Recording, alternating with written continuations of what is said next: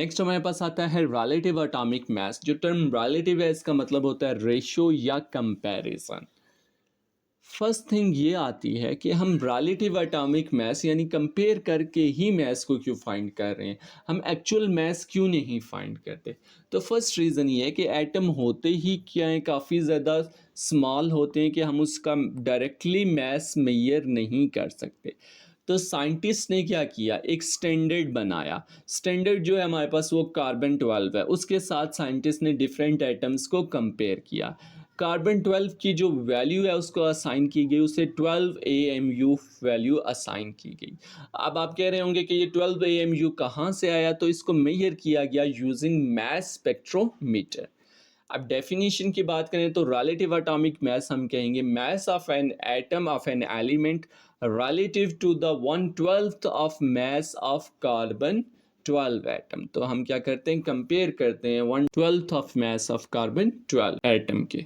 Next 1 AMU किसके equal होगा, तो 1 AMU हम कहते हैं 1 एटॉमिक मास यूनिट। तो जो मास होगा एग्जैक्टली इक्वल होगा 1/12 of mass of 1 carbon 12 atom, उसको हम कहेंगे 1 AMU। तो यहाँ पर देखिए मास ऑफ कार्बन 1 कार्बन 12 एटम हमारे पास 12 AMU है।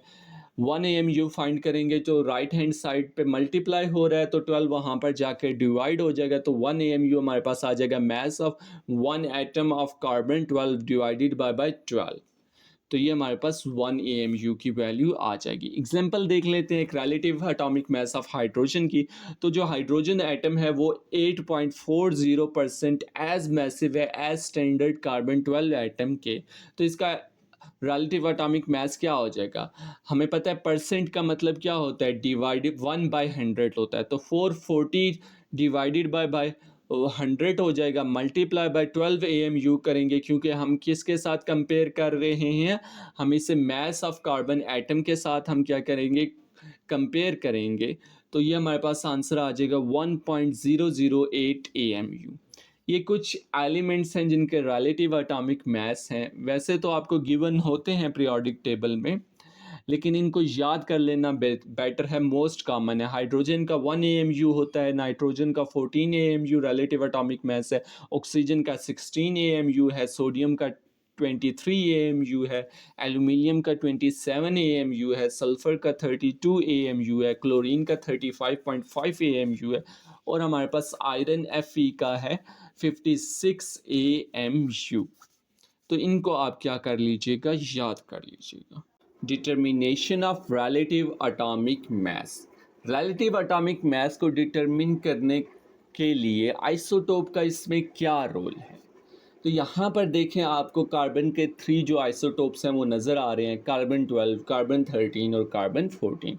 कार्बन 12 का मास नंबर 12 है, कार्बन 13 का मास नंबर 13 है और कार्बन 14 का मास नंबर 14 है। पीरियोडिक टेबल में ये तीनों जो हैं सेम लोकेशन पे होंगे। तो हम एटॉमिक मास क्या कंसिडर करेंगे, हम 12 कंसिडर करेंगे एटॉमिक मास, हम 13 कंसिडर करेंगे रिलेटिव एटॉमिक मास, या 14 कंसिडर करेंगे। आज हम इसी को डिस्कस करेंगे। हम फार्मूला यूज़ करते हैं, atomic mass is equal to summation of mass of isotope multiply by abundance divided by 100।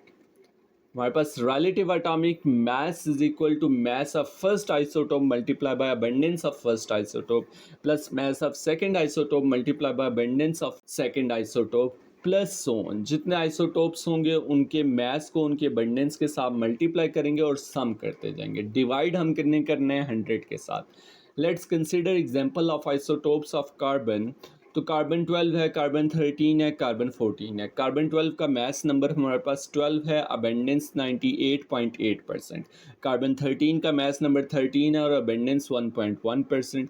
Carbon 14 का मास नंबर 14 है और अबेंडेंस 0.009%। इसको हम रिलेटिव एटॉमिक मास के फार्मूले में इंसर्ट करेंगे।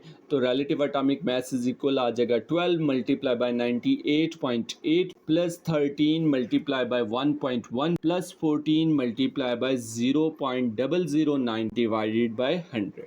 और जब हम इसे सॉल्व करेंगे तो नेट रिजल्ट हमारे पास क्या आएगा, 12.00026। और आप पीरियोडिक टेबल में अगर जाकर देखेंगे तो वहाँ पर कार्बन के क्या लिखा होगा 12 AMU एटॉमिक मास लिखा होगा। तो पीरियोडिक टेबल में इस फार्मूले को वो यूज़ करके वहाँ पर वो रिलेटिव एटॉमिक मास लिख देते हैं। अब एक क्वेश्चन है जिसको आप सॉल्व करने की कोशिश कीजिएगा। हमें एक एलिमेंट दिया गया है जिसके दो आइसोटोप्स हैं ए और B. Relative atomic mass of element कितना है 35.5 AMU। Relative abundance of isotope A है हमारे पास 75.77% और इसकी एटॉमिक मास 35 AMU है। रिलेटिव अबंडेंस ऑफ बी हमें गिवन है 24.23%। हमने क्या करना है आइसोटोपिक मास फाइंड करना है बी का, आइसोटोप बी का आइसोटोपिक मास फाइंड करना है। तो ये ओवरऑल हमारे पास क्या है डेटा गिवन है। अब हम इसी डेटा को फार्मूला के अंदर पुट करेंगे रिलेटिव एटॉमिक मास। तो दो आइसोटोप हमें गिवन है, तो mass of isotope A multiply by relative abundance of A plus mass of isotope of B multiply by relative abundance of B divided by 100 आ जाएगा। इसके अंदर हम वैल्यूज़ को इंसर्ट करेंगे। हमारे पास रिलेटिव एटॉमिक मास है 35.5% is equal to 35 multiply by 75.77 plus M आ जाएगा, क्योंकि हमने बी का मास फाइंड आउट करना है, आइसोटोप बी का मास हमने फाइंड आउट करना है। Multiply by 24.23% divided by 100।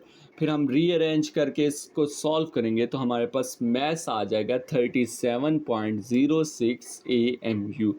इस तरह हम रिलेटिव एटॉमिक मास के फार्मूला को यूज़ करते हुए डिफरेंट वैल्यूज़ को हम कैलकुलेट कर लेते हैं depending upon what examiner is asking.